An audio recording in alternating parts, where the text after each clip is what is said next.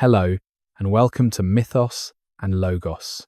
There is a language that was never written, yet every word of it echoes through the forests of France. There are cities that left no stone monuments, yet their shadows shape the contours of modern Europe. There is a civilization that kept no records, yet its memory burns so bright that children across the world know the names of its heroes. The Gauls wrote nothing, and in writing nothing, they wrote themselves into eternity. Consider this impossibility. Caesar conquered Gaul with his stylus as much as his sword, crafting words that would define a people for millennia. Yet the Gauls themselves, who possessed alphabet and literacy through Greek contact, chose silence. Not the silence of ignorance, but the deliberate silence of those who knew that some truths are too large for written words, too sacred for static symbols.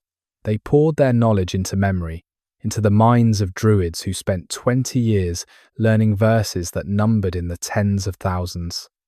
They trusted their civilization not to stone or parchment, but to the living vessel of human consciousness. And perhaps they were right, for what has survived of written Rome? Ruins and fragments, broken aqueducts and partial manuscripts. But the Gauls? They survived in the land itself, in the curve of rivers they named, in the hills they held sacred, in the deep forests, where their gods still whisper to those who know how to listen. They survived in stories that Romans couldn't kill, in resistance that became legend, in a chief named Vercingetorix, whose defeat was so noble it transformed into victory across the centuries. Tonight, we will journey to those forests where every oak was a temple and every clearing might open onto the other world. We will walk among warriors who believed that death was merely a debt to be repaid in another life, who threw themselves naked into battle because armor was an insult to fate. We will sit in the great oppida, those proto-cities that rivaled Rome in sophistication while maintaining harmony with the wild world around them. We will learn why the Romans feared the Druids more than any army, why they burned the sacred groves with a thoroughness that betrayed deep terror. And we will discover how a people who lost everything somehow won immortality. May I ask for your help? Liking and subscribing really supports this channel's growth. I'm grateful for your consideration, always curious about our global community. Where are you listening from tonight? Feel the veil between past and present, growing thin as we cross into the twilight forests of ancient Gaul, where every tree holds a god and every clearing might open onto another world, when the world was forest. And there, in that green darkness that stretched from the Atlantic to the Rhine, from the Mediterranean to the mysterious northern seas, the Celts were not separate from the forest. They were the forest's dreams made flesh, its consciousness given human form, 2,000 years before Caesar would write his first word about barbarous Gauls. Before Rome was even a collection of mud huts on 7 hills, the forest was already ancient.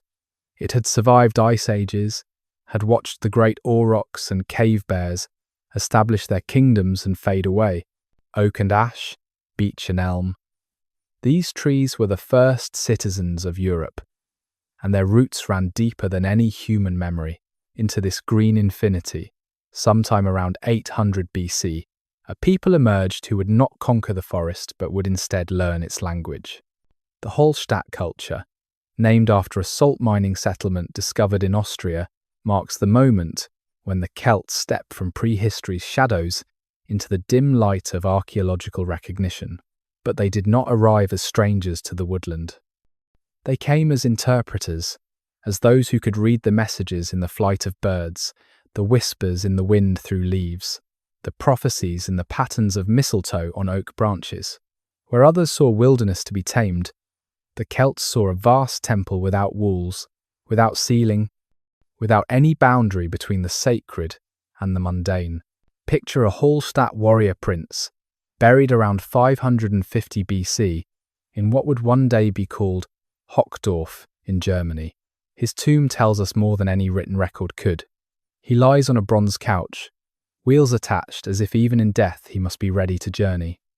Around him, the goods that define his world, a cauldron that held 400 litres of mead, enough for a feast that would last into eternity. Drinking horns mounted on the walls, because what is the afterlife without the companionship of shared drink? A four-wheeled wagon, its bronze fittings worked with such intricacy that each spoke seems to pulse with life. And everywhere, the spiral motifs that would become the Celtic signature, those endless curves that mirror the growth of ferns, the hall of galaxies, the path of consciousness itself as it winds through dreams. But it is what is not in the tomb that speaks loudest. No representations of the forest as something separate, something other. No art that divides the human world from the natural world. Instead, every object bears the forest's mark, the curved lines of growth, the abstract forms of vegetation, the sense that all things are alive and watching. The bronze couch itself becomes a tree, its decoration growing and spreading in patterns that have no beginning and no end. The forest gave them everything. From the oaks came the Gauls that produced ink, though they chose not to write. From the ash came the shafts of spears that would make them the terror of the ancient world. From the yew came bows that could punch through Roman armour at distances that seemed impossible. The forest provided the wild boar that would become their symbol of ferocity, the deer whose grace they emulated in their art, the wolves whose pack tactics they adopted in war. Even their names carried the forest. Brennus meant raven, Vercingetorix meant king of great warriors, but break down Celtic names further, and you find trees, animals, natural forces. In the sacred groves, the nemetons, the boundary between human and forest dissolved entirely. These were not clearings in our sense, not absence of trees, but rather concentrations of presence, places where the forest's consciousness gathered and pooled like morning mist in valleys. Here the Druids performed rituals we can only glimpse through horrified Roman accounts and archaeological fragments.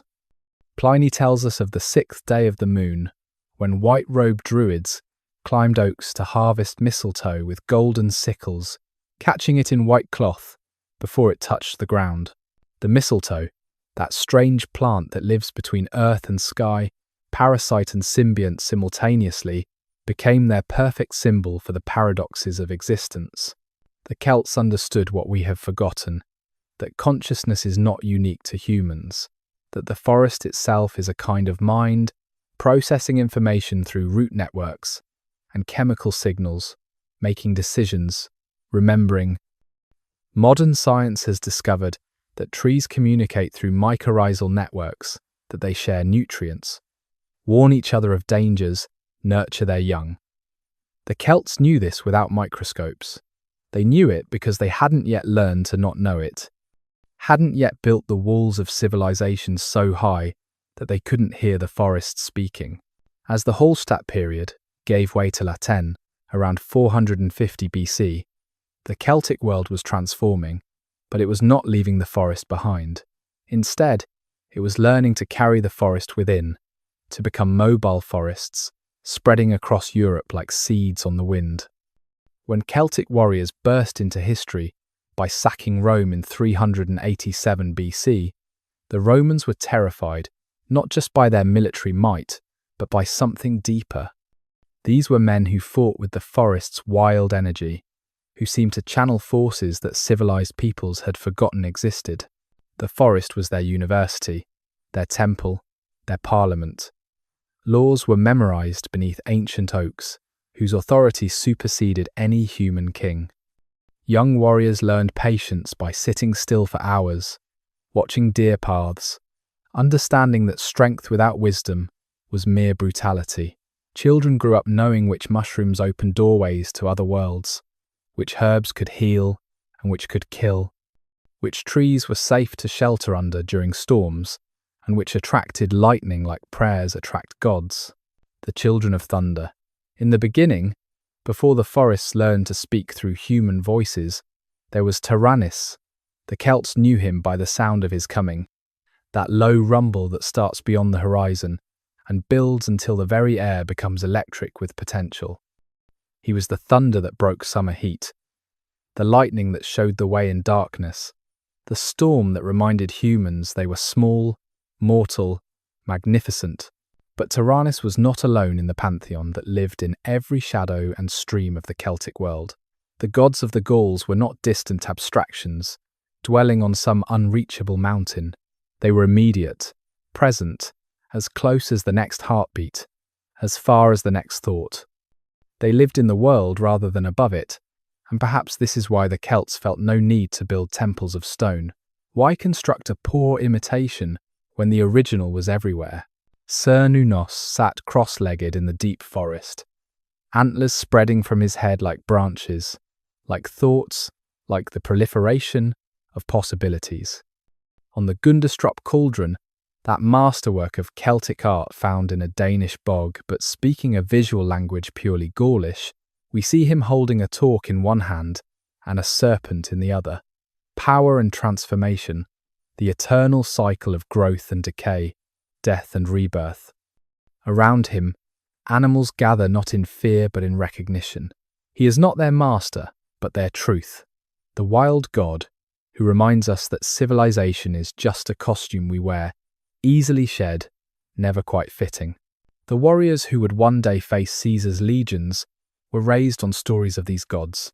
But more than stories, they were raised in relationship with them. When a young Gaulish noble received his first torque, that twisted ring of gold or bronze placed around his neck, he was not just accepting a symbol of status. He was entering into a contract with forces that predated any human kingdom. The torque was a portable, sacred space, a nemeton worn on the body, a sign that this person had been touched by the divine and lived to tell about it. Consider the warrior culture that emerged from this divine relationship. These were not soldiers in our modern sense, not professionals trained to follow orders and suppress individual initiative. Each Celtic warrior was a small god of war, seeking personal glory, personal connection with the divine violence that remade the world in every battle. They fought naked, not from poverty or ignorance, but from a kind of sacred exhibitionism, showing the gods they had nothing to hide, no fear to conceal.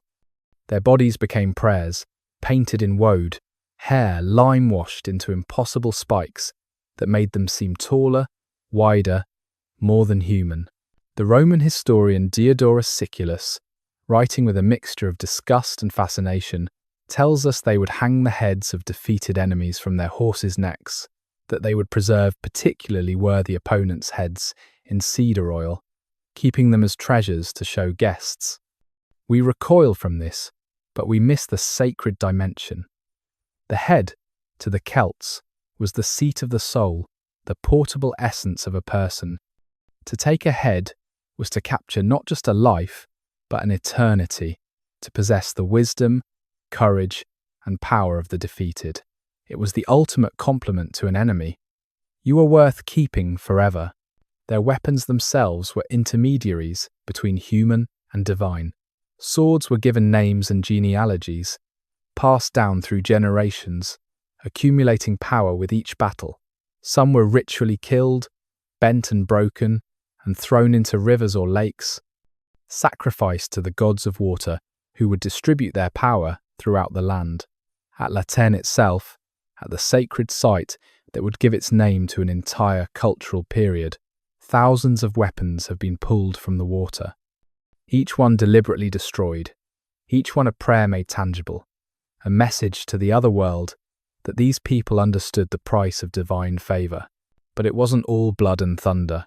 The goddess Epona rode through their dreams on her white horse, protecting travellers, ensuring the fertility of the herds, carrying souls between worlds.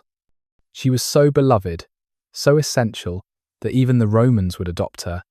The only Celtic deity to be welcomed into their official pantheon, Roman cavalry units, many recruited from Gaul, would carry her image into battles from Scotland to Syria, this gentle goddess spreading further than any conquest could have taken her. Lugus, the bright one, the many-skilled, gave his name to more cities than any other god: Lugdunum, Lion; Lugavalium, Carlisle; Lugodeca, Lugones. He was Mercury and Apollo and Vulcan all in one, but also none of these, because to understand Celtic gods through Roman equivalents is to translate poetry into accounting. Lugus was the inspiration that strikes the smith at his forge, the eloquence that turns the tide of councils, the clever trick that defeats strength. He was civilization's divine spark, but a Celtic civilization, one that never forgot its roots in the wild. The Celts believed, Strabo tells us with barely concealed horror, that the soul was immortal, that death was merely a transition, a doorway to walk through. They would lend money to be repaid in the afterlife, throw letters onto funeral pyres for the dead to deliver to previously departed loved ones. This wasn't metaphor or comforting fiction to them. This was physics, as real and reliable as gravity. When Celtic warriors charged Roman lines with that terrifying joy that made hardened legionaries' knees weak, they weren't being brave in our sense. They were simply unimpressed by death, seeing it as no more final than walking from one room into another. Rivers that remember, water has memory. The Celts knew this long before modern homeopaths would claim it, knew it in a different way, a truer way perhaps. They knew that rivers carried stories from mountain to sea, that lakes held the dreams of the land around them, that springs were eyes through which the other world watched our stumbling attempts at life. And at La Tène, where the Zeel River flows from Lake Neuchâtel, in what is now Switzerland, they found the perfect expression of this liquid consciousness. The year is 450 BC, and something is stirring in the Celtic world. Not a revolution exactly, more like an evolution, as if the culture itself has suddenly remembered something essential about its nature. At La Tène, wooden platforms extend over the shallow waters, and from these platforms, an endless offering begins. Swords, spears, shields, brooches, cauldrons, even entire chariots, all given to the water with deliberation and purpose. But this is not desperate sacrifice to angry gods. This is communication, each object a word in a conversation that will continue for centuries. The metalwork that emerges in this period defies our categories of art and craft. A bronze flagon might bear engravings so fine they can only be fully seen with magnification, yet it was created for the gods and the dead, never meant for living eyes. The patterns are abstract yet organic, geometric yet flowing, mathematical yet dreamlike. Spirals unfold into tendrils that become faces that dissolve into pure pattern. This is not decoration. This is philosophy made, tangible, expressing ideas about the nature of reality that would take other cultures millennia to articulate in words. The La Tène style spreads like water itself, flowing along trade routes that connect the Atlantic to the Black Sea. Celtic merchants are not mere traders, but cultural ambassadors, carrying not just goods, but ways of seeing. They trade Baltic amber for Mediterranean wine, Cornish tin for Alpine salt, but what they're really trading is perspective. When a Greek merchant handles a Celtic talk, he's touching an alien understanding of beauty, power, divinity. When a Celtic noble drinks from a Roman cup, he's tasting empire, order, the seductive poison of centralized power. The rivers are their highways, but more than that, they're their teachers. Each river has its personality. The wild Rhone that even Romans struggled to navigate, the steady Rhine that marked boundaries between worlds, the Seine that would one day carry Viking longships to the walls of Paris. Celtic sailors read the water like Druids read omens, understanding that current and tide were just the river's moods, its opinions about the journey. Along these waterways, the Oppida begin to rise. Not cities in the Roman sense, but something more interesting. Urban experiments that refuse to choose between civilization and wildness. At Manching in modern Bavaria, at Bebrackti in Burgundy, at Heidengraben in Germany, thousands of people gather in settlements that are part fortress, part marketplace, part sacred space. The buildings are sophisticated, multi-story structures with underground storage, heated floors, complex drainage, but between them, gardens and groves, spaces where the wild is invited in rather than excluded. The metal workers of these oppida are not just craftsmen but magicians, transforming base metal into objects that seem alive. They have discovered the secret of pattern welding, creating sword blades with rippling patterns that look like flowing water frozen in steel. They understand alloys with a precision that won't be matched in Europe for 1,000 years. But always, the spiral returns, that fundamental Celtic obsession with the curve that never ends, the line that becomes a journey. Trade brings wealth, and wealth brings complexity. Celtic coins begin to appear, but they're not mere currency. Each one is a miniature masterpiece, a philosophical statement.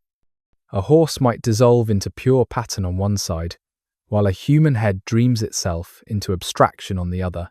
Some coins bear images that can only be understood when spun, when motion transforms confusion into meaning. Even their money refuses to be static, insists on movement, change, transformation. The Greeks write about Celtic symposia, drinking parties that sound like philosophical seminars conducted at sword point. Wine, that Mediterranean gift to the world, flows north in quantities that suggest the Celts have discovered something in it beyond mere intoxication. Mixed with local herbs, served in vessels that are artworks worthy of gods, wine becomes a sacrament, a liquid that dissolves the boundaries between self and other, between this world and the next. But water gives, and water takes. The sacred deposits at Laten speak of tragedy too. Human remains, bearing marks of ritual killing, have been pulled from the waters. These were not murders but transformations, humans sent as messengers to the other world, their deaths as carefully orchestrated as any diplomatic mission. The Romans would later use these practices as propaganda, evidence of barbarity, but they missed the profound spirituality involved. These sacrifices were volunteers, drugged with sacred plants, dressed in their finest clothes, sent to negotiate with forces that mere prayers couldn't reach. Where stone circles dream, there are places where the world wears thin, where the boundary between here and elsewhere becomes permeable, negotiable. The Celts marked these places not with walls but with absence, creating sacred spaces defined by what was not there as much as what was. The Nemeton was not a building but a state of being, a place where ordinary reality agreed to step aside and let mystery take precedence. In the forest of the Carnutes, near what would become Chartres, the Druids of all Gaul would gather annually. Caesar tells us this was the most sacred place in all the Celtic lands, the navel of Gaul, the point where all spiritual authority originated. But when archaeologists search for traces of this supreme sacred site, they find almost nothing. No great temple foundations, no massive altar stones, barely any evidence that thousands of people gathered here regularly. The sacred, for the Celts, did not require monumentality. It required recognition, attention, the ability to see the extraordinary in the ordinary. This is the hardest thing for us to understand about Celtic sacred space. It was portable, personal, dependent more on consciousness than construction. A grove of oaks could be more sacred than any building. A spring bubbling up from unknown depths could be a more powerful altar than any carved stone. The Celts understood that sacred space was created by ritual, by attention, by the quality of consciousness brought to it, not by architecture. Yet they did build when the spirits moved them. The sanctuary at Gournay-sur-Gironde speaks of a sophistication we're only beginning to understand. Here, weapons were exposed to the elements in a precise pattern, allowed to rust and decay in a controlled manner, the oxidation itself becoming a form of prayer. The transformation of iron into rust, strength into vulnerability, was the point. They were teaching themselves about time, about change, about the impermanence that underlies all power. At Rocapertus, in southern Gaul, stone pillars bore niches specifically carved to hold human skulls. Not hidden away, not displaying shame or fear, but presented, honoured, integrated into the architecture of the sacred. The skulls gazed out at the living, reminders that death was just another state of being, another perspective from which to view the world. The limestone itself was painted in patterns that made the stone seem to pulse with life, geometric designs that guided the eye in spirals and loops, never allowing attention to rest. The Celts understood something we've forgotten in our world of right angles and straight lines. Consciousness moves in curves, thought spirals, emotions ebb and flow, attention wanders and returns. Their sacred architecture, when they chose to build it, honoured this reality. Processional ways curved and doubled back, forcing pilgrims to approach the sacred indirectly, allowing time for ordinary consciousness to transform into something capable of encountering the divine. Water sanctuaries multiplied across the Celtic world, each one unique, yet following an underlying pattern. At Sequana's spring near Dijon, pilgrims brought wooden votives, carved into the shapes of body parts that needed healing. Legs, arms, eyes, internal organs carved with anatomical precision that suggests medical knowledge far beyond what we typically credit to barbarians. The spring was not just sacred, it was a hospital, a medical school, a place where the goddess of the river taught through dreams and visions. The votive offerings tell stories that no written history captures. A bronze figurine of a mother holding a sick child, her face carved with such anguish that 2,000 years cannot diminish its power. A wooden head with removable top, the skull cavity filled with organic material that has long since decomposed, some offering to the gods of thought and memory. A sword deliberately bent into a spiral, its warrior purpose transformed into pure symbol, violence becoming philosophy. But the most profound sacred spaces were the ones that left no trace at all. The Celts practiced a form of ritualistic theatre that used landscape as stage, horizon as backdrop, weather as special effects. A thunderstorm approaching during a ceremony wasn't interruption but participation. The gods were not summoned. They were already there, waiting to be acknowledged. The sacred was not separate from daily life but woven through it. Every meal, potentially a sacrament, every journey, possibly a pilgrimage. The memory keepers. In a culture that writes nothing down, memory becomes divine. The Druids were not priests in our sense, not intermediaries between human and divine, but rather living libraries, walking encyclopedias, breathing repositories of everything a culture knew about itself and the cosmos. To become a Druid took 20 years. Caesar reports with amazement, 20 years of memorizing verses that numbered in the hundreds of thousands. But what were they memorizing? Not just religious texts, but law codes, histories, genealogies, medical knowledge, astronomical observations, mathematical principles. The Druids were judges and teachers, healers and natural philosophers. They were the ones who knew which day to plant, when to harvest, how to read the signs that predicted harsh winters or abundant springs. They knew the names of every plant and its properties, every star and its significance, every ancestor and their deeds. The Romans, encountering this system, couldn't understand it. Why not write things down? Why trust fallible human memory with such crucial information? But the Druids understood something about the technology of writing that we're only now rediscovering in our digital age. When you outsource memory to external storage, you change the nature of knowledge itself. Written knowledge is fixed, static, dead. Memorized knowledge lives, breathes, changes subtly with each recitation, adapts to its audience, grows with the growing understanding of the memorizer. A young Druid began their training as a child, selected for signs that only the Druids could read, perhaps unusual intelligence, perhaps spiritual sensitivity, perhaps just that indefinable quality that marked someone as different, other, touched by the gods. They would leave their families, their tribes, entering into a new kinship of knowledge. For 20 years they would live in the forests, in the sacred groves, their minds gradually expanding to hold entire libraries of verse. The teaching methods were sophisticated. Information was encoded in complex meters that made forgetting nearly impossible. Alliteration, assonance, rhythm, and rhyme all served as error correction mechanisms.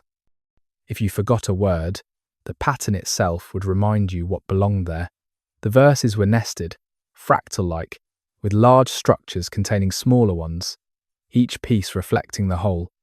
A student might spend a year learning what seemed like a simple poem about the turning of seasons, only to discover it contained within it legal principles, astronomical observations, and religious mysteries.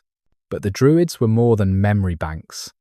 They were the immune system of Celtic culture, the mechanism by which society maintained its coherence across vast distances without central government.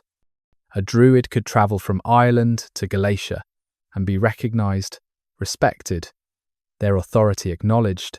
They could stop battles with a word, walking between opposing armies who would lower their weapons rather than risk striking a Druid. They were the only power that could overrule kings, the only authority that transcended tribal boundaries. Their power was not supernatural but supernatural, based on understanding nature at a level that seemed magical to those who had forgotten how to see. They knew that the mistletoe growing on oak trees contained compounds that could slow hearts, ease pain, open doors of perception. They knew that the phases of the moon affected not just tides but plant growth, animal behavior, human psychology. They knew that certain groves of trees created acoustic phenomena that could make voices seem to come from nowhere, everywhere, the forest itself speaking. The Romans feared them more than any Celtic army. Armies could be defeated, kings could be bought, but the Druids were incorruptible, invisible, everywhere and nowhere. They were the network that connected all Celtic peoples, the software that ran on the hardware of Celtic society. When Suetonius attacked the Druid sanctuary on Anglesey in 60 AD, he wasn't just destroying a religious site, he was severing neural pathways, fragmenting cultural memory, inducing a kind of societal amnesia. When gold spoke in spirals, the Latin period didn't just produce new styles of metalwork, it produced a new language, one that spoke in curves and countercurves, in patterns that seemed to move even when still. This wasn't evolution from earlier Celtic art, but revolution, as if the entire culture had suddenly discovered a new way of seeing, a new way of being in the world. The Waldalgesheim style, named after a princess's grave in Germany, shows us what happens when abstract thought becomes tangible. Here, the human face dissolves into pure pattern, but pattern that somehow remains facial, expressive, emotional. A bronze flagon might bear a face that is also foliage, that is also waves, that is also wind. This isn't primitive inability to represent reality. This is sophisticated philosophy about the nature of reality itself. The understanding that all forms are temporary crystallizations of an underlying flow. The talks of this period are not just jewelry but equations, mathematical principles made wearable. The twist of the metal creates a paradox, a circle that is not a circle, a line that ends where it began, but different, transformed by its journey. Warriors wore these around their necks, but also around their arms, their ankles, even their waists. Each talk was unique, its pattern unrepeatable, like snowflakes, like fingerprints, like the individual soul it adorned. Gold and bronze were not just materials, but mediums of transformation. In the hands of Celtic smiths, metal became liquid frozen in time, thoughts given weight and presence. They developed techniques that wouldn't be rediscovered for millennia. Granulation so fine it required magnification to fully appreciate, repoussé work that created three-dimensional scenes on surfaces thinner than parchment, pattern welding that produced blades, with designs that seemed to shift and flow in changing light. The mirrors of this period deserve special mention. polished bronze surfaces backed with intricate engravings that would never be seen once the mirror was complete, messages to the other world, prayers built into the structure of the object. The backs of these mirrors bear designs of such complexity that modern mathematicians have found fractal patterns in them, self-similar structures that repeat at every scale. Did the Celts understand fractal geometry 2,000 years before Mandelbrot? Or did they simply observe nature so closely that they internalized its patterns? The coins evolved too, becoming increasingly abstract, increasingly philosophical. A horse begins realistic on early coins, but over generations of copying, it dissolves, disintegrates, becomes pure energy, pure movement. The devolution is so consistent across different tribes that it cannot be accident or incompetence. This is intentional, a culture-wide agreement that representation should move toward essence rather than appearance. Even functional objects carried this artistic philosophy. A fire dog, meant simply to hold logs in a hearth, might terminate in rams' heads, whose horns spiral into infinity. A shield boss, the central point that would deflect enemy blows, bears patterns that draw the eye inward, downward, into depths that seem impossible on a surface of hammered bronze. These warriors went to battle carrying mandalas, meditation objects that happened to also be weapons. The first, wandering. The Celts were never still, even when settled. They were in motion, their culture spreading not through conquest, but through something more like osmosis, seeping into every corner of Europe and beyond. By 400 BC, Celtic peoples could be found from Ireland to Turkey, from Portugal to Poland, a cultural constellation connected by invisible threads of language, art, and belief. The great Celtic migrations were not desperate flights of refugees, but confident expansions of possibility. When Brennus led his army to the gates of Rome in 387 BC, it was not barbarian invasion but cultural collision, two different understandings of civilization meeting with volcanic force. The Romans, secure behind their walls, their laws, their certainties, suddenly faced people who found walls amusing, laws negotiable, certainty itself a kind of death. The story of that first sack of Rome echoes through history, each telling revealing more about the teller than the told. The sacred geese that warned of night attack, the Gauls' amazement at seeing Romans sitting still as statues in their homes, Brennus throwing his sword on the scales and declaring, "Vae victis," woe to the vanquished. But what strikes most is the Celtic response to victory. They took their gold and left. Rome was there for the taking, but taking was not the point. The raid was a kind of performance art, demonstrating that Roman power was illusion, that their eternal city was as temporal as everything else. Other Celtic groups pushed east, following the Danube into the heart of Europe. They established kingdoms in Bohemia, in Pannonia, in Thrace. Some crossed into Asia Minor, founding Galatia, preserving Celtic language and customs in the heart of Anatolia for centuries. St. Paul would write to the Galatians in Greek, but they were Celts, maintaining their identity thousands of miles from any other Celtic people. Proof that culture is carried in consciousness, not geography. The Celtic mercenaries became legendary, sought after by every power in the Mediterranean. Carthage employed them against Rome. The Greek successors of Alexander hired them to fight each other. Even Egypt's Ptolemaic pharaohs surrounded themselves with Celtic bodyguards. These warriors brought more than military skill. They brought a different way of understanding warfare itself. For them, battle was not policy by other means, but a form of worship, a way of touching the divine violence that created and destroyed worlds. But the migrations were not all military. Celtic farmers spread advanced agricultural techniques, introducing iron plowshares that could break soils previous peoples couldn't cultivate.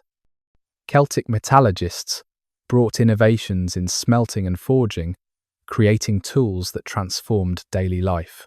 Celtic merchants established trade networks that connected amber from the Baltic with wine from the Mediterranean, tin from Britain with gold from the Carpathians. Wherever they went, the Celts adapted, adopted, synthesized. In Iberia, they mingled with indigenous peoples to create the Celtiberians, a hybrid culture that would resist Roman expansion for centuries. In Britain, they absorbed earlier populations so thoroughly that we can barely distinguish pre-Celtic from Celtic archaeology. In Gaul itself, hundreds of tribes, each with its own identity, its own kings, its own particular interpretation of what it meant to be Celtic. Yet somehow, despite this diversity, despite the vast distances, despite the lack of written communication, Celtic culture maintained coherence. A Druid from Ireland could travel to Galatia and be understood. A craftsman from Gaul could recognise and appreciate metalwork from Bohemia. The spiral patterns that decorated British shields appeared on Spanish pottery, on German torques, on Italian scabbards. This was not empire, but something else. Something we don't have a word for. A culture that was simultaneously one and many, unified and diverse, coherent and chaotic. As Act I draws toward its close, we see a civilization at its height, confident, expansive, creative. The Oppida are growing into proto-cities, trade is flourishing, art and technology are reaching new peaks of sophistication. Yet on the horizon, changes are coming. The Romans, once humiliated by Brennus, have been learning, growing, developing the disciplined military machine that will eventually challenge Celtic independence. The Germanic peoples are pressing from the north, their own migrations setting in motion events that will transform Europe. But for now, in this moment before the storm, the Celtic world gleams like gold in firelight, like bronze in water, like the spiral patterns that capture eternity in metal and release it again with every glance. The forest still speaks with divine authority. The Druids still walk between worlds carrying libraries in their minds. The warriors still believe that death is just a doorway to another adventure. This is the world that Caesar will encounter when he crosses into Gaul, a world that will resist with such magnificence that even its defeat will become a kind of victory, its destruction a form of immortality, cities hidden in plain sight. And from that eternal forest, from that green dream of gods and heroes, arose something the Romans would never quite believe, even when they walked its streets. The Oppida were cities that refused to declare themselves as such, urban experiments that challenged every Mediterranean assumption about what civilization meant.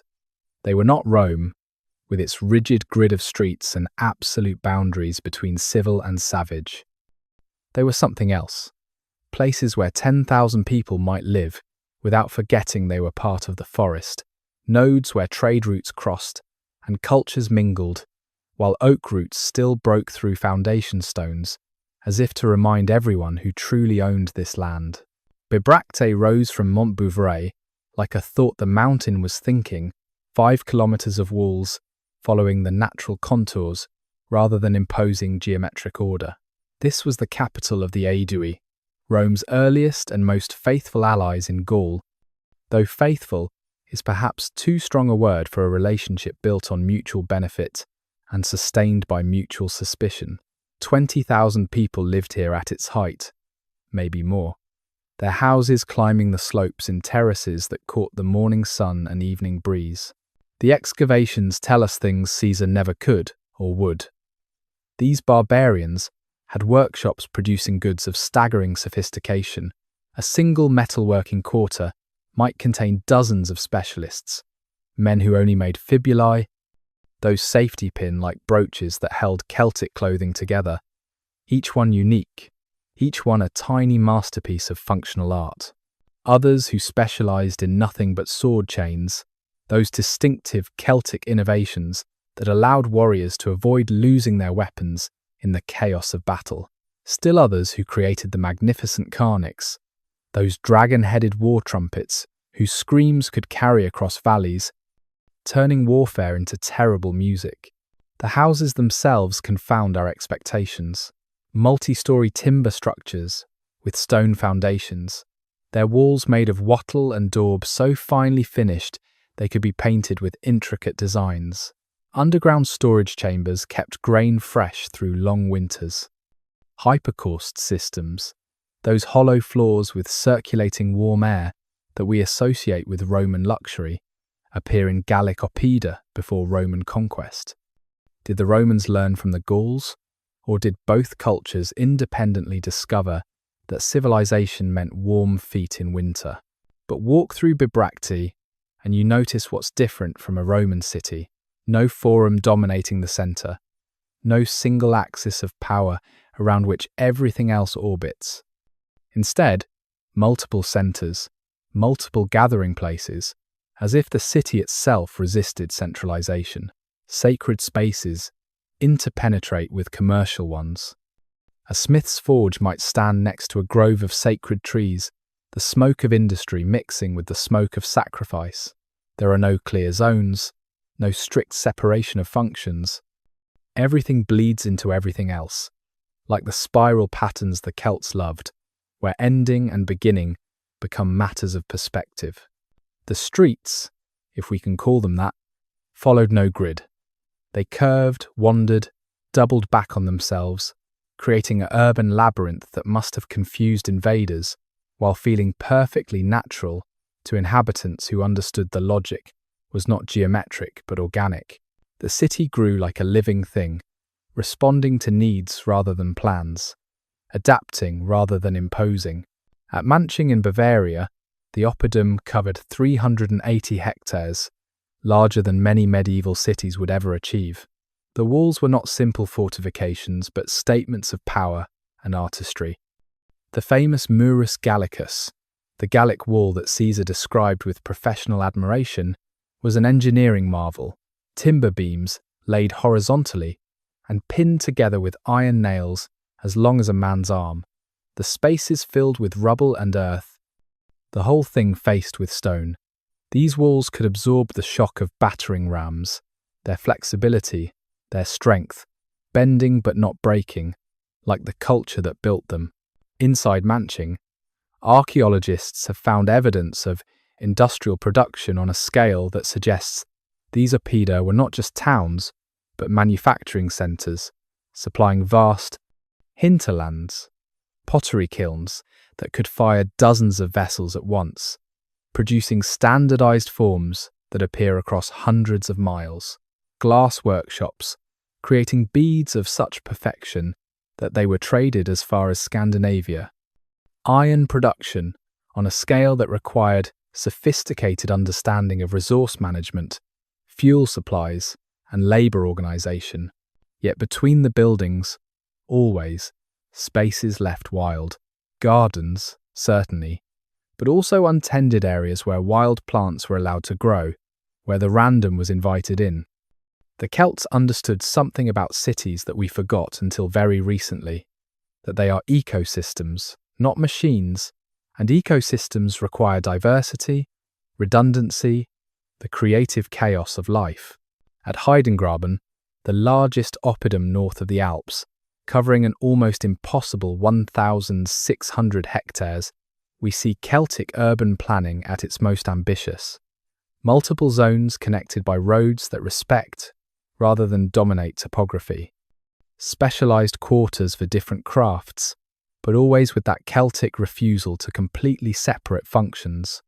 A potter's workshop might also be a shrine, a blacksmith's forge, a place of divination where the patterns in cooling metal revealed the future, the weight of golden coins.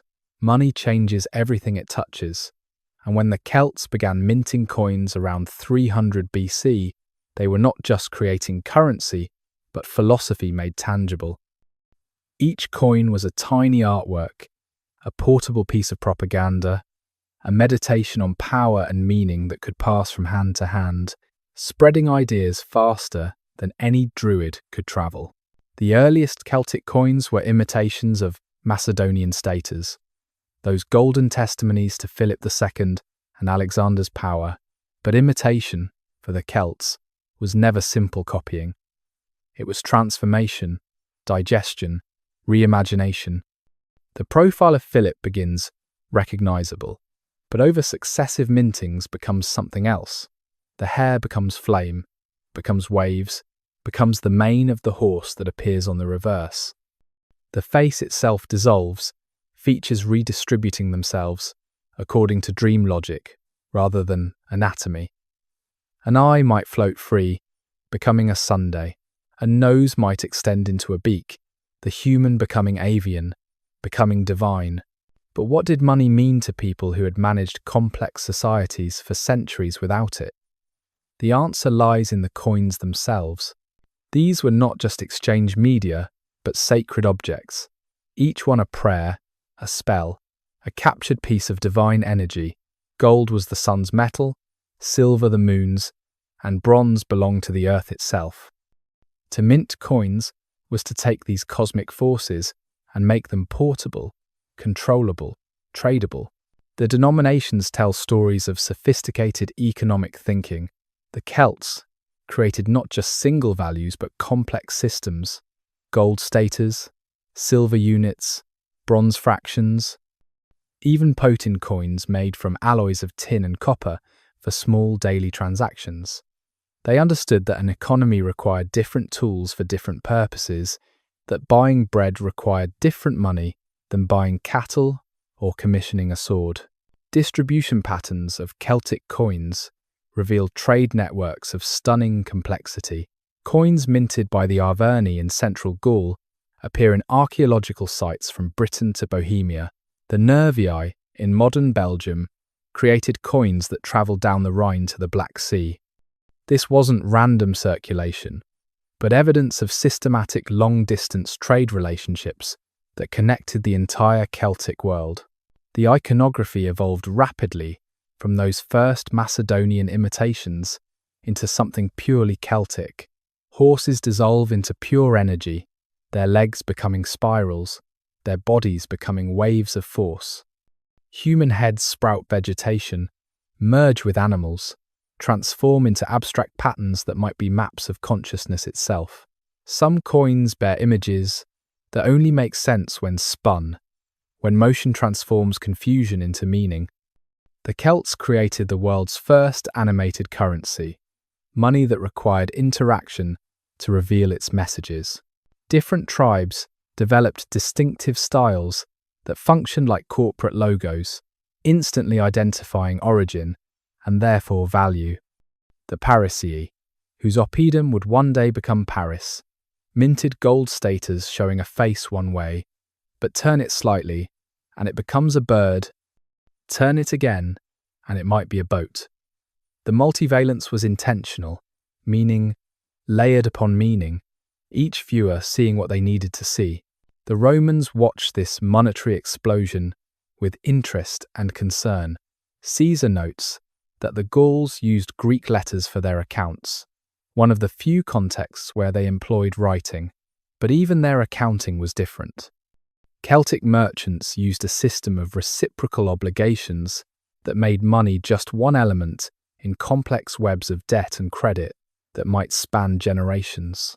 You might owe someone not just gold but favours, loyalty, marriages, military support. Money was never just money. It was crystallized relationship. When Celtic coins begin appearing with Latin letters, we're watching cultural collision in real time. A coin from the Aedui might bear the name of a vergobret, an elected magistrate, in Latin characters but following Celtic naming patterns. The medium is Roman, but the message remains Gallic. Even in adaptation, the Celts maintained their distinctiveness. 3 orders of being. Society, for the Celts, was not a pyramid with power concentrated at the peak, but something more like a triple spiral, 3 forces in constant dynamic relationship, each necessary, none absolutely dominant. Caesar, with typical Roman simplification, described it as druids, warriors, and everyone else, but the reality was far more complex, far more interesting. The Druids we have already met, those living libraries who carried civilization in their memories. But within the Druidic class were specializations that Caesar either didn't know or didn't care to record. The Vates were seers, readers of omens, interpreters of bird flight and sheep entrails. The bards were not just entertainers but journalists, historians, propagandists, the ones who could destroy a reputation with a satirical verse or immortalize a warrior with a praise poem. The Druids proper were judges, teachers, natural philosophers, but also diplomats who could travel between hostile tribes under sacred protection. The warrior class was not a hereditary caste, but a condition one could enter and leave. Young men became warriors through initiation, through proven courage, through the accumulation of honor that Celtic culture valued above life itself. But warriors could retire, becoming farmers, craftsmen, even druids if they showed the aptitude. The flexibility prevented the ossification that destroyed so many ancient societies. Women occupied positions that would have scandalized Mediterranean cultures. Plutarch tells us of Gaulish women participating in treaty negotiations, their judgment considered essential for lasting peace. Ammianus Marcellinus warns that a Gaulish woman, roused to anger, was more dangerous than any warrior, her strength legendary. Queens like Boudica in Britain, though slightly outside our Gallic focus, show this was not mere Roman fantasy. Women could own property, initiate divorce, lead armies, serve as druids. The producers that vast everyone else that Caesar dismisses were the foundation everything else rested upon. Master craftsmen whose skills were passed down through generations, farmers who knew every mood of their land, merchants who calculated exchange rates between dozens of different coinages in their heads. These were not oppressed masses, but confident participants in a culture that valued skill wherever it appeared. The archaeological evidence suggests social mobility that Rome could never match. A grave might contain an agricultural tool and a gold torque, suggesting someone who was both farmer and noble, or who moved between states. Children's graves with high-status goods indicate that wealth and position could be inherited, but adult graves with no rich goods, despite evidence of honourable burial, suggest that status could also be lost, that Celtic society was more meritocratic than aristocratic. The law codes, memorised by Druids, and therefore lost to us except in fragments, seem to have been extraordinarily sophisticated. Irish law texts, written down centuries later, but preserving older Celtic traditions, suggest a legal system based on compensation rather than punishment, restoration rather than retribution. Every injury had its price, from the loss of an eye to the theft of a chicken, but the price varied based on the status of both victim and perpetrator, creating complex calculations that required druids to arbitrate. The vergobret, the elected magistrate that some Gallic tribes adopted, represented an evolution toward more formal governance. Chosen annually, forbidden from leaving the tribe's territory during their term, unable to accumulate personal wealth while in office, they were an attempt to create authority without autocracy. The Romans found this system baffling and inefficient, but it prevented the concentration of power that would eventually destroy the Roman Republic itself. Fosterage, the practice of raising children in households other than their birth families, created bonds that transcended blood. A child might be sent to learn smithing from a master craftsman, warfare from a renowned champion, law from a druid. These fosterage relationships created networks of obligation and affection that linked tribes, prevented conflicts, ensured cultural transmission. Your foster brother might mean more to you than your blood brother. Your foster father might command more loyalty than your biological one. The eagle's shadow lengthens. In 125 BC, Rome answered a call for help from Massilia, modern Marseille, that Greek colony that had maintained its independence for 5 centuries. The Saluvii, a Celtic tribe, were threatening the city, and Rome saw opportunity dressed as obligation. The legions crossed the Alps not as conquerors but as protectors, but once Roman boots touched Gallic soil, they showed a remarkable reluctance to leave. Within 4 years, Rome had created Provincia, the province, later called Gallia Narbonensis, essentially modern Provence. This wasn't conquest in the dramatic sense. No great battles, no heroic last stands. It was absorption, almost peaceful, as if the Mediterranean world was extending its reach northward like a slow tide. The Romans built roads, those eternal straight lines that ignored topography and indigenous paths alike, creating new geographies of power. The Allobroges, the Arverni, the Voconces, all found themselves suddenly having to navigate a new reality. Some collaborated eagerly, seeing in Rome opportunities for advancement, protection from traditional enemies, access to Mediterranean markets. Others resisted, but resistance was complicated when Rome came, offering wine, architecture, and citizenship, rather than just demanding submission. The province became a laboratory for Romano-Celtic fusion. At Glanum, at Nîmes, at Orange, Celtic Oppida transformed into Roman towns, but the transformation was never complete.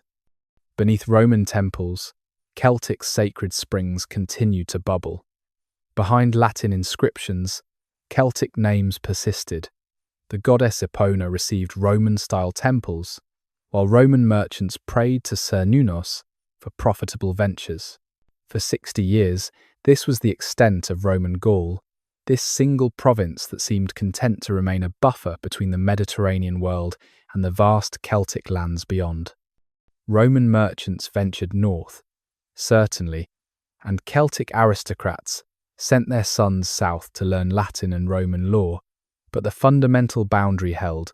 Gaul remained Gallic, Rome remained Roman, and perhaps that could have continued indefinitely. But in 58 BC, everything changed. The Helvetii, a Celtic tribe living in what is now Switzerland, decided to migrate west. Population pressure, Germanic threats, simple wanderlust. The reasons vary depending on who tells the story. They burned their oppida, their villages, their farms, making return impossible, and began moving with their entire population, perhaps 400,000 people, toward western Gaul. The Aedui, Rome's old allies, sent word south. The Helvetii migration threatened to destabilize all of Gaul. Whether this was true, or whether the Aedui simply saw opportunity to use Roman power against traditional enemies, remains debatable. What is certain is that Gaius Julius Caesar, newly appointed proconsul of Gallia Narbonensis and Gallia Cisalpina, saw his chance. Caesar was 42, deeply in debt, politically precarious, desperately needing military glory to match his rivals Pompey and Crassus. Gaul offered everything he needed: wealth to pay his creditors, victories to report to Rome, armies to make him indispensable. He marched north with 6 legions, about 30,000 men, claiming to restore order. He would not leave for 9 years. Words that conquered before swords. Gallia est omnis divisa in partes tres. All Gaul is divided into 3 parts. With these 7 words, Caesar began not just a military campaign, but a literary one, creating the Gauls as surely as any god created people from clay. His Commentari de Bello Gallico were dispatches sent back to Rome, but they were also propaganda of such sophistication that they still shape how we see the Celts today. Caesar wrote, in the third person, giving his account the appearance of objectivity. Caesar learned, Caesar decided, Caesar saw, as if some disinterested observer was recording events rather than the protagonist justifying his actions. This literary technique was revolutionary, creating distance between author and actor that made every atrocity seem inevitable, every victory divinely ordained. But read carefully and you see the construction. Caesar's Gauls are brave but undisciplined, noble but naive, powerful but primitive. They are always almost Roman, lacking just that final element of civilization that would make them truly equal. This is not accident, but art. Caesar creating an enemy worthy enough that defeating them brought glory, different enough that destroying them seemed necessary. The numbers Caesar provides stagger the imagination. The Helvetii, 368,000 people, of which 92,000 were warriors. The Suebi, 120,000 Germans crossing the Rhine.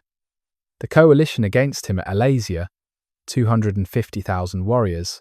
Modern historians suspect extreme exaggeration, but the inflation itself is instructive. Caesar needed enemies of mythical proportions to justify his presence in Gaul, to explain why the conquest took 8 years rather than 1 or 2. Between the battle accounts, Caesar provides ethnographic observations that are our main window into Gallic culture, but every observation serves his narrative. The Gauls are brave because this makes defeating them impressive. They are treacherous because this justifies preemptive attacks. They practice human sacrifice because this demands Roman intervention. They are wealthy because this explains why Rome needs their resources. The Druids appear in Caesar's account as sinister power brokers, controlling Gallic society through fear and superstition. He emphasizes their judicial power, their control of education, their influence over warriors. What he's really describing is a parallel power structure that threatens Roman authority, preparing his readers for why the Druids must be destroyed. His account of Druidic human sacrifice, burning victims in wicker cages, has shaped popular imagination for 2 millennia, though no archaeological evidence supports such practices. Yet despite himself, Caesar reveals glimpses of sophisticated Gallic society. He describes complex political systems, elected magistrates, diplomatic protocols. He mentions Gallic literacy, their use of Greek letters, their detailed census records. He notes their skill in siege warfare, their innovation in cavalry tactics, their rapid adoption and improvement of Roman techniques. The barbarians he's describing sound remarkably civilized. The speeches Caesar puts in Gallic mouths are particularly revealing. Ambiorix explaining Gallic politics, Critognatus advocating cannibalism during siege rather than surrender, Vercingetorix calling for pan-Gallic unity. These are Roman literary constructions, but they reveal Roman anxieties. Through these invented speeches, we see what Rome feared, that the Gauls might unite, might match Roman discipline with Celtic courage, might create a power that could challenge the Mediterranean order. Caesar's greatest literary achievement was making the conquest seem defensive. Every attack is a response, every invasion a protection. The Helvetii must be stopped from destabilizing Gaul. Ariovistus and his Germans must be prevented from crossing the Rhine. The Britons must be punished for supporting their Gallic cousins. The frame is always reactive, Rome reluctantly forced to bring order to chaos. The burning of the sacred. The systematic destruction of Gallic sacred sites was not collateral damage but policy. Caesar understood that breaking Gallic political power meant nothing if their spiritual power remained intact. The Druids were not just priests but the immune system of Celtic culture, and Caesar moved against them with the methodical precision of a surgeon excising tumours. The campaign began, subtly. Caesar notes almost casually that he held councils of Gaul at Roman times, in Roman fashion, marginalising the Druids who traditionally mediated such gatherings. He dealt directly with tribal aristocrats, offering them Roman citizenship, Roman titles, Roman wealth, bypassing the Druids who would have counselled caution, who would have reminded warriors that some prices were too high to pay. When the Carnutes murdered Roman merchants at Cenabum in 52 BC, starting the great rebellion that would bring Vercingetorix to power, Caesar's response targeted not just the perpetrators, but the spiritual heart of Gaul. The forest of the Carnutes, where Druids from all Gaul gathered annually, was systematically destroyed. Sacred groves that had stood for centuries were cut down, burned. The land itself salted in places to prevent regrowth. The Romans had learned from earlier encounters with Celtic peoples that physical conquest meant nothing if the spiritual infrastructure remained.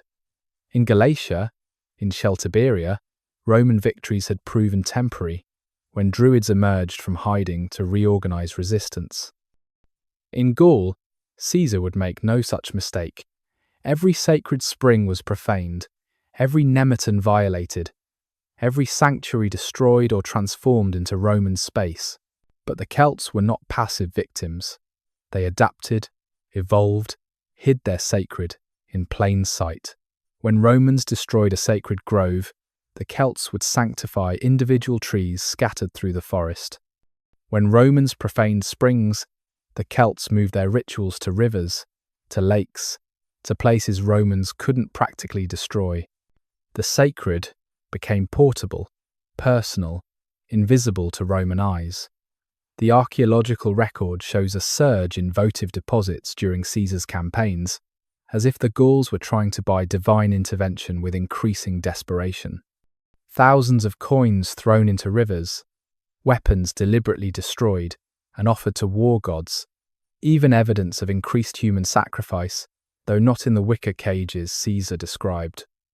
These were throat-cut bodies, placed in ritual shafts, messages to the underworld that something had gone terribly wrong in the middle world. The burning of Oppida was military necessity but also spiritual warfare. These weren't just towns but sacred centres, places where the veil between worlds was thin. When Caesar burned Avaricum, killing all 40,000 inhabitants according to his own account, he was not just eliminating a strategic stronghold, but severing connections between human and divine that had existed for centuries. The Gauls understood what was happening. In Deutiomarus of the Treveri, called for war explicitly in religious terms, claiming the gods themselves demanded resistance. Ambiorix of the Eburones invoked sacred oaths that transcended tribal boundaries. Vercingetorix's scorched earth strategy included destroying their own sacred sites, rather than letting Romans profane them, a kind of spiritual suicide that reveals the depth of desperation. When the tribes remembered unity, Vercingetorix emerged from the chaos of 52 BC, like an answer to prayers the Druids had been forbidden to speak aloud. His name meant King of Great Warriors, but he was more than that. He was the first and last leader to unite the Gallic tribes in common cause, transforming traditional enemies into brothers through shared catastrophe. He was young, perhaps 30, son of Celtillus, who had tried to become king of the Arverni and been killed for the attempt. Vercingetorix understood both Celtic tradition and Roman innovation, having possibly served as an auxiliary in Caesar's earlier campaigns. He knew Roman tactics, Roman discipline, Roman weaknesses. More importantly, he understood that matching Rome required abandoning centuries of Celtic military tradition. The revolution began in Gergovia, his home oppidum, where he convinced the Arverni to break their treaty with Rome. But this was not the traditional Celtic call to war, promising glory and plunder. Vercingetorix demanded something unprecedented: discipline. Warriors who broke ranks would be punished. Tribes must coordinate their attacks. Personal glory must submit to collective strategy. His scorched earth policy horrified many Gauls. Burn their own oppida, destroy their own crops, kill their own cattle. This was antithetical to Celtic values, where wealth and generosity defined status. But Vercingetorix understood what others couldn't or wouldn't. They were not fighting a war, but facing extinction. Every resource Caesar captured extended his campaign. Every Gallic town that fed Roman legions hastened Gallic defeat. The coalition he assembled was unprecedented. Arverni and Aedui, traditional enemies, fought together. The Bituriges, who had resisted initial recruitment, became his most faithful followers after he spared Avaricum at their pleading, only to see Caesar destroy it anyway. Even tribes that had been Roman allies for generations began reconsidering their loyalty as Vercingetorix's message spread. This was not about tribal politics, but about Gallic survival. His strategic innovations showed remarkable adaptability. He avoided pitched battles where Roman discipline would triumph, instead using cavalry to harass Roman supply lines. He adopted Roman siege techniques, improving them with Celtic innovations. At Gergovia, he achieved what seemed impossible, defeating Caesar in direct combat, forcing the Romans to retreat with significant losses. But Vercingetorix's greatest achievement was psychological. He transformed the Gallic self-image from warriors seeking individual glory to soldiers fighting for collective freedom. His speeches, as reported by Caesar with grudging admiration, invoke concepts that wouldn't become common in European discourse for centuries: national liberty, collective identity, transcending tribal boundaries, resistance as moral imperative, regardless of odds. The Great Gathering at Bibracte, where Vercingetorix was confirmed as supreme commander of the Gallic forces, was a moment unique in Celtic history. Delegates from nearly every tribe in Gaul, except the Remi and Lingones, who remained loyal to Rome, agreed to submit to unified command. The levy they approved, 35,000 cavalry and 240,000 infantry, according to Caesar, represented the largest Celtic army ever assembled. Yet even in unity, Celtic individualism persisted. Tribal contingents maintained their own commanders, their own camps, their own battle standards. Vercingetorix led not through autocracy, but through consensus, having to convince rather than command. This would prove fatal at Alesia, where tribal leaders' independent decisions to attack Roman fortifications piecemeal allowed Caesar to defeat them in detail. Walls that witness courage. Alesia sits on a plateau above the modern village of Alizay-Saint-Reina, and even today, you can feel the weight of what happened here. In September of 52 BC, this hilltop oppidum became the stage for one of history's most dramatic sieges, where Celtic Gaul made its last stand against Roman expansion, where courage met engineering and engineering won. Vercingetorix had retreated here after failing to prevent Caesar from linking up with his lieutenant Labienus. The oppidum seemed impregnable, steep slopes on all sides, strong walls, abundant water from sacred springs, supplies for a lengthy siege. Below stretched plains, where Celtic cavalry, the best in the ancient world, could operate freely. Vercingetorix had perhaps 80,000 warriors with him, though Caesar's numbers are always suspect. Caesar arrived with maybe 60,000 legionaries and auxiliaries, outnumbered but never outmatched. What followed was a masterpiece of Roman engineering that still staggers imagination. In 3 weeks, Caesar's legions built contravallation walls surrounding Alesia, 15 kilometers of fortifications, including towers every 80 feet, ditches filled with water, diverted from local streams, fields of stimuli, sharpened stakes, lily pits with concealed spikes, and sipi, logs studded with iron hooks. But Caesar knew a relief force would come, so he built a second line of fortifications facing outward, a circumvallation of 21 kilometers, equally elaborate, equally lethal. His army was now besieging Alesia while simultaneously defending against external attack, sandwiched between two forces that together vastly outnumbered them. Inside Alesia, Vercingetorix faced horrible decisions. Food was running low. He expelled the women and children, the old and sick, hoping Caesar would let them pass, hoping to preserve supplies for warriors. Caesar refused. The non-combatants remained trapped between the walls and Roman lines, dying slowly in view of both armies. Even Caesar seems uncomfortable describing this, his usual clinical tone wavering slightly. The relief force, when it came, was everything Vercingetorix had hoped. 250,000 warriors, according to Caesar, probably closer to 100,000 inches reality, but still an enormous army. led by Commius of the Atrebates, for Cassivellaunus of the Arverni, and other great chiefs. It represented the last gathering of free Gallic power. The first assault came at night, warriors filling the Roman ditches with fascines, attacking with arrows and slings, while Vercingetorix led sorties from within Alesia. The fighting was chaos, darkness lit by fires, the screams of the dying mixing with the Carnix war trumpets. Roman discipline held, barely. Caesar describes riding from point to point, his scarlet cloak, visible in firelight, rallying troops who were wavering. The second assault was even more desperate. The Gauls had identified a weak point in Roman lines, where topography prevented complete fortification. For Cassivellaunus led 60,000 picked warriors in a concentrated attack, while diversionary assaults struck elsewhere. Roman lines began breaking.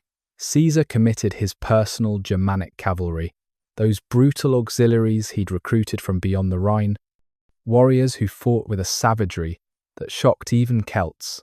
Inside Alesia, Vercingetorix saw the relief force failing. In a last desperate gambit, he led his remaining cavalry in a sortie, trying to coordinate with external attacks. For a moment, it seemed the Romans might break. Caesar himself led the final charge that restored the situation, his arrival turning panic into determination.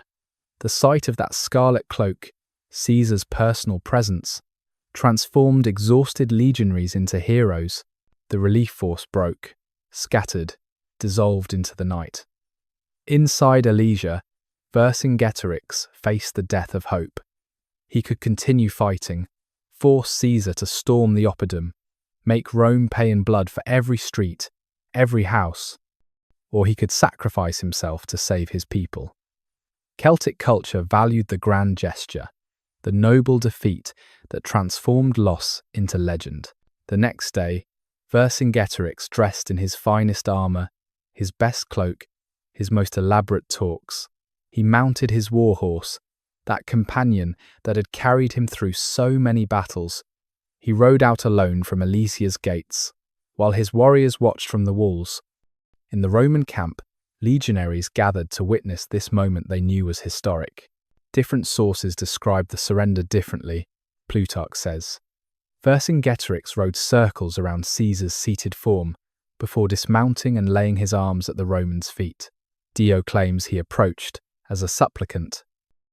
Caesar himself, unusually, provides almost no detail, perhaps understanding that this moment needed no embellishment, or perhaps uncomfortable with the nobility of his enemy's surrender. What is certain is that Vercingetorix surrendered himself personally, taking responsibility for the rebellion, hoping his sacrifice would earn mercy for his followers. It was a fundamentally Celtic act, the chief accepting consequences for the tribe, the individual dissolving into the collective. Caesar kept him prisoner for 6 years, displaying him in his triumph in Rome, before having him strangled in the Tullianum prison, that dark hole where Rome disposed of conquered kings. But the image that endures is not Vercingetorix dead in a Roman cell, but Vercingetorix riding out from Alesia, choosing surrender over massacre, transforming defeat into a kind of victory. He had lost the war but won immortality, becoming the symbol of resistance that would inspire Gallic pride through Roman occupation, through medieval transformation, through modern nationalism, into our present moment, where his statue still stands on that plateau above Alice Sancte Reina, looking out over lands that Rome conquered, but never truly owned. The walls of Alesia witnessed the end of free Gaul, but they also witnessed the birth of something else, the idea that defeat with honour surpasses victory without it, that some causes are worth fighting for, even when hope is gone, that courage is not the absence of fear, but action despite it. These are ideas that would outlive Rome itself, that would become part of European consciousness, Celtic gifts to a world that barely remembers the givers. After the eagle landed, and in the silence that followed, Alesia, in that terrible quiet after the storm, Gaul discovered that death and transformation are not the same thing. The legions spread across the land like water, finding its level, filling every valley, surrounding every hill. But water changes what it touches, even as it changes the shape of its container. Roman Gaul was born, but it was neither fully Roman nor completely Gallic. It was something new, something unprecedented, a hybrid civilization that would endure longer than Rome itself. The immediate aftermath was brutal, necessarily so from Caesar's perspective. The Arverni were disarmed but not destroyed, their territory reduced but not eliminated. The Aedui, despite their eventual rebellion, were restored to favour their ancient alliance with Rome, a fiction both sides agreed to maintain. The Remi, who had never wavered in their support of Caesar, were rewarded with territory and influence that would make Reims one of the great cities of Roman Gaul. But conquest is easier than control, and Caesar discovered what every conqueror learns. You cannot rule through fear alone. The Gauls numbered in the millions, the Romans in the thousands. Accommodation was not generosity, but necessity. The tribal aristocracies were largely preserved, transformed into municipal governments that looked Roman but functioned in distinctly Gallic ways. The vergobret became the magistrate, the tribal council became the curia, the oppidum became the civitas. But beneath these Latin words, Celtic realities persisted. The Druids were proscribed, formally banned by Augustus and later emperors. But prohibition and elimination are different things. They retreated to Britain, to Ireland, to the deep forests where Roman power was theoretical rather than actual. Some transformed themselves, becoming teachers of rhetoric, doctors, natural philosophers, roles that allowed them to preserve knowledge while avoiding persecution. The oral traditions they carried didn't die. They evolved, went underground, emerged centuries later in medieval manuscripts, where Celtic mythology wears Christian clothes, but speaks with its ancient voice. The great sanctuaries were destroyed or transformed, but sacred sites are not so easily profaned. At the healing spring of Sequana, Roman architects built a temple complex that looked properly classical from the outside, but inside, pilgrims continued to offer wooden ex-votos of body parts. Needing healing, continued to sleep in the porticos, hoping for healing dreams, continued practices that predated Rome by centuries. The goddess received a Roman name, Dea Sequana, but she remained Celtic in essence, accepting Latin prayers but answering in Gaulish whispers. The oppida transformed in various ways. Some, like Bibracte, were abandoned. Their populations moved to new Roman foundations on more accessible sites. Augustodunum, modern Autun, was built to replace Bibracte, its grid of streets and Roman monuments proclaiming the new order, but the Aedui, who populated it, brought their gods, their customs, their understanding of how cities should function. Within a generation, Augustodunum was as much Gallic as Roman. Other oppida evolved in place.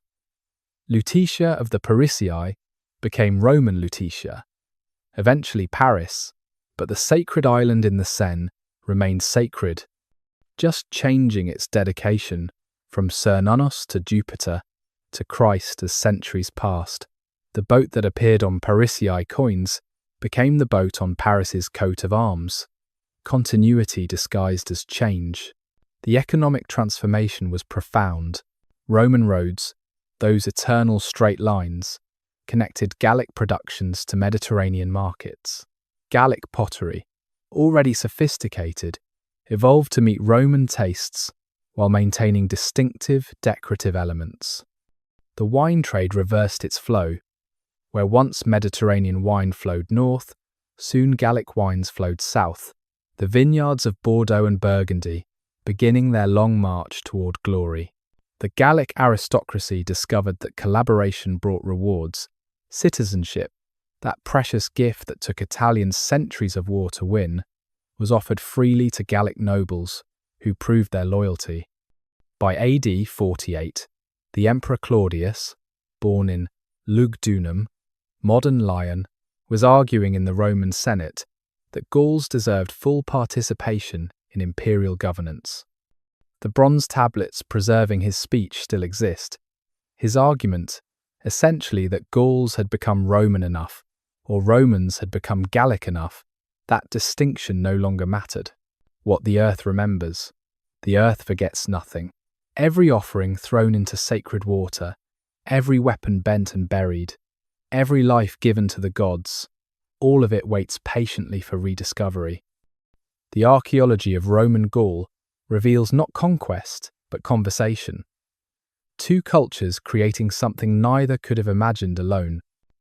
At Gournay-sur-Aronde, excavations reveal the sanctuary's evolution through conquest. The Celtic temple, with its weapons rusting in sacred decay, was not destroyed but incorporated.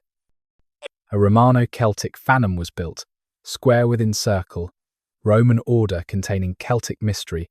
The weapon offerings continued, but now they included Roman arms alongside Celtic ones, gladii mixing with long swords, Roman helmets rusting beside Celtic ones, as if the gods themselves were learning to be bilingual. The votive deposits from this period tell stories of adaptation and persistence. At the source of the Seine, wooden sculptures continue appearing through the Roman period, but their style evolves.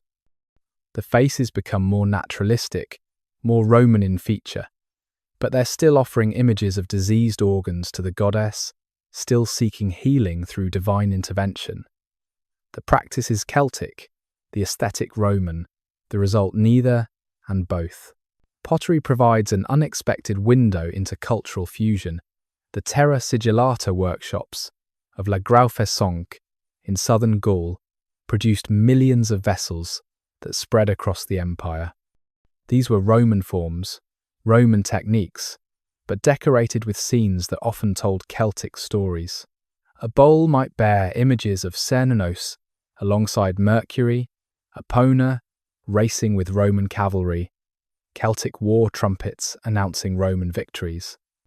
The potters sign their works, and their names tell the tale. Celtic names, written in Latin letters, identities suspended between worlds.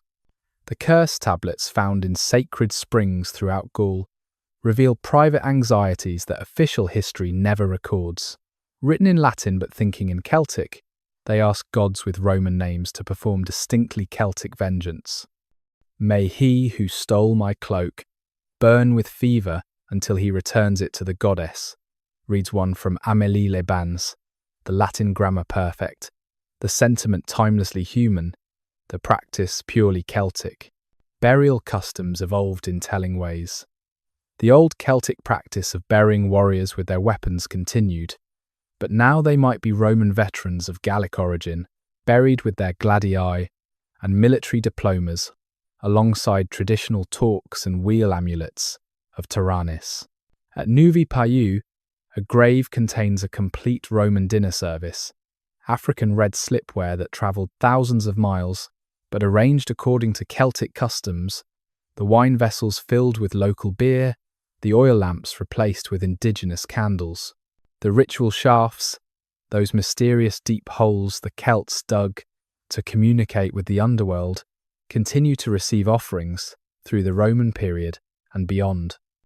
At Holzhausen in Bavaria, shafts dated to the Roman period contain a mixture that would have horrified Caesar. Roman coins, Celtic pottery, Germanic brooches, all mingled together in the earth. Boundaries dissolved in the democracy of decay. Animal sacrifice, that practiced Romans officially abhorred, but privately practiced, shows remarkable continuity.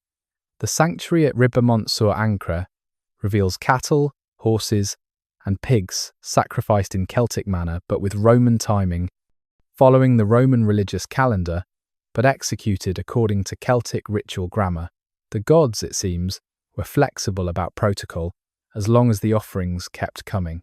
Seeds in foreign soil, Celtic culture, proved remarkably portable, spreading not through conquest, but through the movement of people who carried their worldview like seeds, planting it wherever they settled.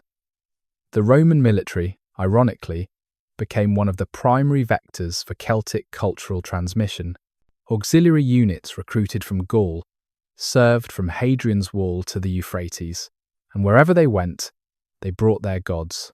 Dedications to Epona appear in military camps from Hungary to Tunisia. A cavalry unit of Treveri stationed in Pannonia built a temple to their tribal god that survived longer than the empire they served. Celtic names appear on military diplomas found in Syria, in Egypt, in Dacia, soldiers who earned citizenship through service but never forgot their origins. The influence went beyond simple religious transmission.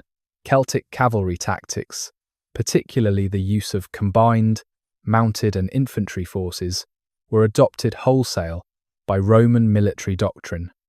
The Sparta, the long cavalry sword that would eventually replace the gladius as the standard Roman weapon, was originally a Celtic design. The very word comes from Greek descriptions of Celtic weapons, but the form was purely Gallic innovation. Celtic metalworking techniques revolutionized Roman military equipment. The mail armor that protected legionaries was a Celtic invention, chainmail being far more effective against slashing attacks than earlier Roman designs. Celtic helmet designs, with their improved neck protection and reinforced crowns, became standard issue. The Roman military that conquered the Mediterranean in the centuries after Alesia was equipped largely with Celtic innovations. In civil life, Celtic influence was equally pervasive, but less acknowledged. The wheeled plough that transformed European agriculture was a Celtic invention that Romans adopted and spread. The barrel, that simple but revolutionary container that replaced amphoras for transporting liquids, was Celtic. Even the Latin word for beer, cervesia, was borrowed from Celtic, along with the brewing techniques that made Northern European beer a commodity worth trading. Art and architecture showed unexpected Celtic influence. The Romano-Celtic temple, the Fanum, with its square cella surrounded by an ambulatory, became a common sight throughout Gaul, Germany, and Britain. These weren't Roman temples with Celtic decoration, but a genuine architectural synthesis, a new form that satisfied both Roman desire for order and Celtic need for circular sacred space. The Latin language itself, that great homogenizing force of Roman culture, was changed by its encounter with Celtic.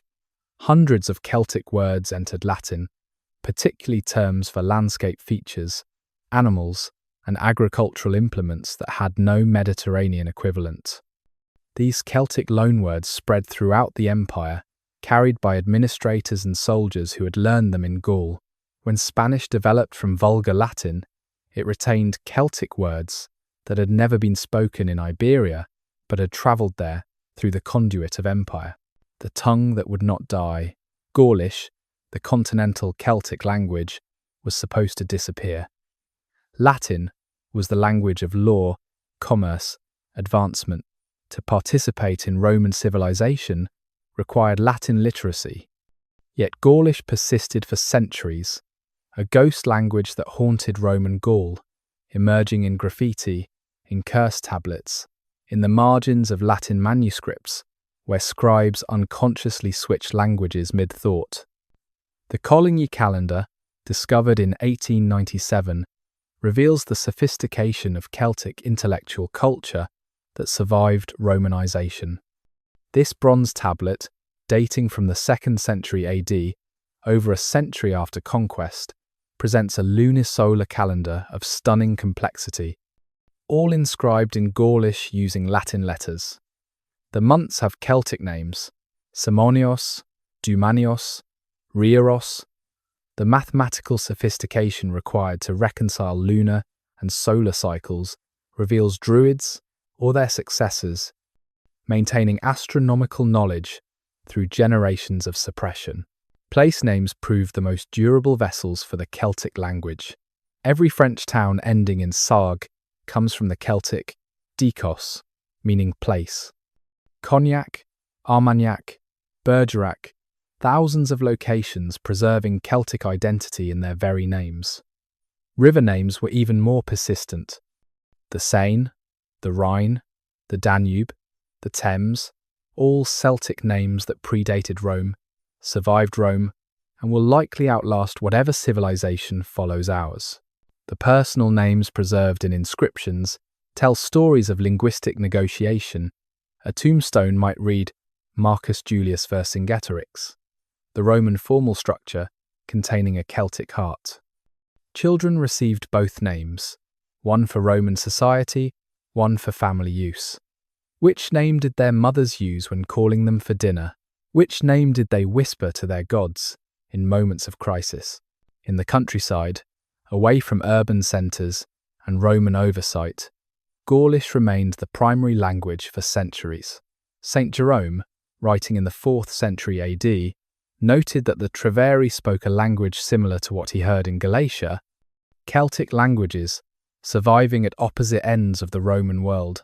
Gregory of Tours in the 6th century still found rural populations speaking Gaulish 500 years after Caesar's conquest. Echoes in the modern heart. We search for the Celts still, these people who wrote nothing but inscribed themselves everywhere. In Brittany, in Wales, in Ireland, in Scotland, Celtic languages still breathe, evolutionary descendants of the tongue that once unified half of Europe. But it's not just in these Atlantic refugia that Celtic culture persists. It's in the very structure of European consciousness, in patterns of thought so fundamental we don't recognize them as Celtic anymore. The Arthurian cycle, that great medieval compilation, preserves Celtic mythology in Christian disguise. Arthur is not English but British, meaning Celtic, his knights questing for grails that echo Celtic cauldrons of plenty, his mentor Merlin, a druid in all but name, his departure to Avalon, purely Celtic in its refusal to accept death as final. When medieval Europe needed heroes, it found them in Celtic memory. Asterix the Gaul, that comic creation of Goscinny and Uderzo, captures something essential about how modern France relates to its Celtic past. The stories are anachronistic, absurd, wildly inaccurate historically, yet they speak a truth about cultural memory. The indomitable village that resists Roman occupation is fantasy, but the desire to have been that village is real. Every French person who reads Asterix is choosing Celtic resistance over Roman order, tribal identity over imperial citizenship. The Romantic movement's obsession with Celtic culture, those 18th and 19th century fabrications of Ossian and bardic traditions, reveals not what the Celts were, but what we need them to have been. Noble savages, mystical warriors, ecological saints. Before ecology was a word, the Celts became screens onto which modern anxieties could be projected. We invented druids as environmental prophets because we needed someone to have known what we were losing. Modern archaeological techniques reveal how much Celtic influence persists in European landscape. LiDAR surveys show Celtic field systems underlying modern farms, the boundaries established 2 millennia ago, still determining where hedges grow. DNA studies reveal that despite conquest, migration, and millennia of change, the genetic signature of Celtic populations remains dominant in regions they once inhabited. We are, many of us, more Celtic than we know. The revival of Celtic spirituality, however invented or reimagined, speaks to a genuine hunger for what Celtic culture represented: connection to landscape, respect for the sacred in nature, understanding of the world as alive and conscious. Modern Druids gathering at Stonehenge, a pre-Celtic monument the historical Druids had nothing to do with, are participating in a truth deeper than historical accuracy. They're acknowledging that something essential was lost when the sacred groves were cut down, when the springs were capped with Roman concrete, when memory was outsourced to writing. And so we come to the end of our journey, though perhaps end is the wrong word for a story about a people who didn't believe in endings, only transformations. We have walked through forests that remembered gods, witnessed the rise of Oppida that challenged every assumption about barbarism and civilization, stood at Alicia as one world died and another was born. We have seen how conquest became conversation, how destruction became transformation, how a people who wrote nothing managed to write themselves into eternity. The paradox we began with resolves itself, or perhaps deepens into greater mystery. The Gauls wrote nothing because they understood that living memory preserves what matters while letting go of what doesn't. They trusted consciousness over concrete, memory over monument, the spoken over the written. In choosing this path, they made themselves vulnerable to Caesar's literary conquests, but they also made themselves impossible to truly defeat. You can burn books, destroy inscriptions, tear down monuments, but you cannot kill what lives in memory, in landscape, in the very structure of language itself. Caesar conquered Gaul with his stylus as much as his sword, that much is true, but the Gauls conquered something greater, the imagination of every generation since. When we see spiral patterns, we think Celtic. When we imagine warriors, we see them charging with lime-washed hair and war cries that make mountains tremble. When we think of Druids, we envision white-robed figures cutting mistletoe with golden sickles. Whether or not this image bears any relationship to historical reality, the forest still speaks, though we've forgotten how to listen. The springs still bubble with sacred possibility, though we call it groundwater now. The oppida still rise from hilltops, though their stones have been recycled into churches, castles, car parks. The Celts are gone and everywhere, defeated and victorious, silent and speaking in every place name, every river course, every spiral that catches our eye and won't let go. Perhaps this is what the Druids knew when they refused to write down their knowledge, that truth is not something you possess, but something you become, not something you record, but something you embody. The Gauls lost their war with Rome, but won their war with time, achieving the immortality that comes not from building eternal monuments, but from becoming part of eternal patterns, the spirals that appear in galaxies and seashells, in whirlpools and weather systems, in the growth of ferns and the structure of dreams. In the end, we are all Celts when we acknowledge that the world is alive, conscious, speaking. We are all Romans when we try to impose order on that chaos. The tension between these worldviews didn't end at Alicia. It simply internalized, became part of European consciousness, part of human consciousness. We build straight roads but prefer winding paths. We create ordered cities but dream of wild forests. We write everything down but know the most important truths can't be written. I'm grateful for your company on this journey through history. Sleep peacefully, wandering through history's quiet gardens.